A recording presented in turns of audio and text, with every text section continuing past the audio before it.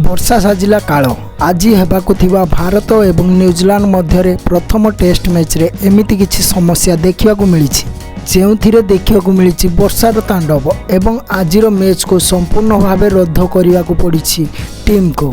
आज मैच आरंभ पूर्व वर्षा आरंभ होइतिला जेउथिरे टॉस पकेवा भी संभव हो पारि नथिला। चिन्नास्वामी स्टेडियम रे देखिबाकु मिलिथिला अति प्रबल वर्षा जेउथिपाई खेल को आज संपूर्ण भाव रद्द करा जायछि एवं टॉस मध्य पका जाई पारि नाही। पुणी थरे 17 रु आरंभ हो प्रथम टेस्ट मैच एवं एथिरे पुणी थरे टॉस सहित खेल आरंभ होबाकु जाउछि। पुणी काली जदि वर्षा हुए काली मध्य खेल को रद्द करा जिवो। उभय टीम मैदान रे पहुंची सुधा खेल को आरंभ करा जाई पारि नथिला। तेणु आज को संपूर्ण भाव खेल को रद्द करा जाई काली खेला जिवो बोली स्थिर करा जायछि।